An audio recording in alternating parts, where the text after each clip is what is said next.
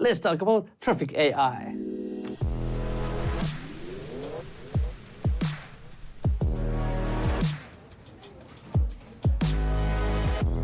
In City Skylines 1, the agents chose their pathfinding based on how close they are to something where they want to go. In City Skylines 2, the agents actually calculate the pathfinding cost, and that pathfinding cost is based on multiple different factors.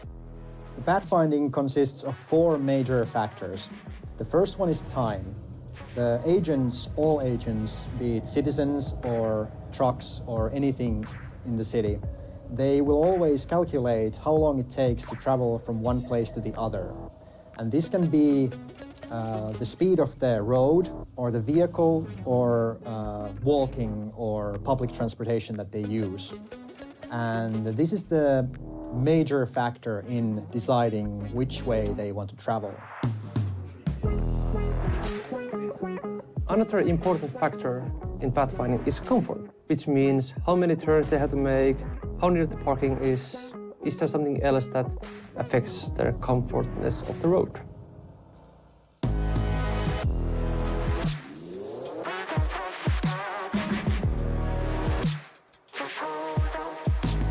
Money is also an important factor in the pathfinding. Money is usually about fuel costs for citizens, and it can also be ticket fees if they use public transportation.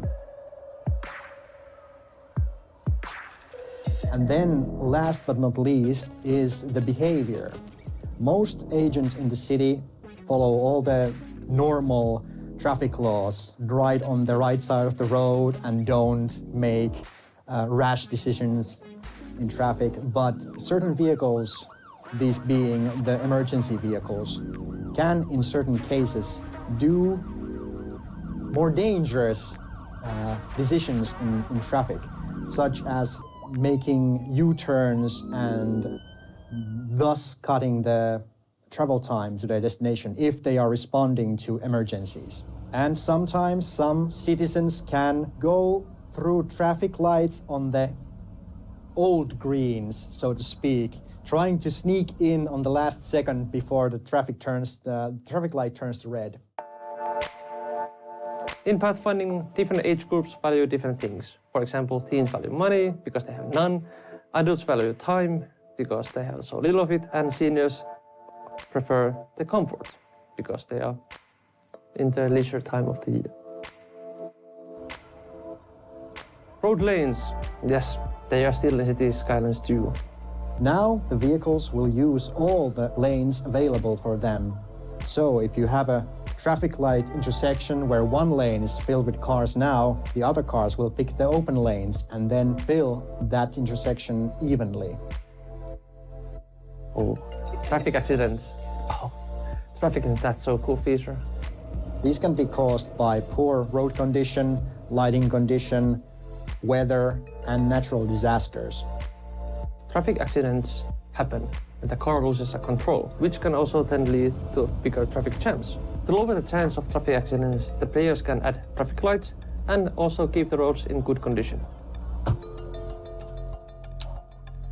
Traffic info view shows the overall state of the city's traffic. It shows the traffic flow, the traffic volume of the city, etc., etc. The road info view itself is kind of like two-parter. The one info view is about the whole city. Then you can also select individual roads and see their own road info view and all information about that more in depth. And you can also see traffic flow and volume of that particular street or road. There are different types of service vehicles. Some are responding to a call, like ambulances, for example, and then there are some service vehicles which are just patrolling the city, like police cars or garbage vehicles which are collecting garbage. Players can choose from the district info panel which service buildings are working inside the district. They can choose the service building can work in multiple districts. It's also a very good feature because that was also requested in City Skylines 1 fans. It's one of my favorites, and it also helps manage the city a lot better because you can control where the city service is actually affecting. For example, if you want to have other side handled by the whole police and other side of the city has different services, you can control where they are affecting. Just like in City Skylines 1, City Skylines 2 also features traffic between other cities in the form of traffic traveling from one outside connection to the next. These vehicles can contribute to the traffic in your city if they find a route cheaper and faster through the city instead of one of the highways. If the player city is exporting certain city service vehicles at outside connection, the player can get monetary income from that exporting service.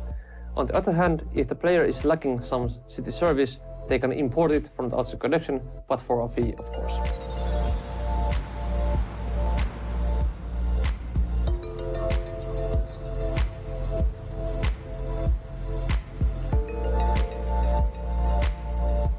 I don't know if you have to do like a thanks for watching, you know, the cliche YouTube ending.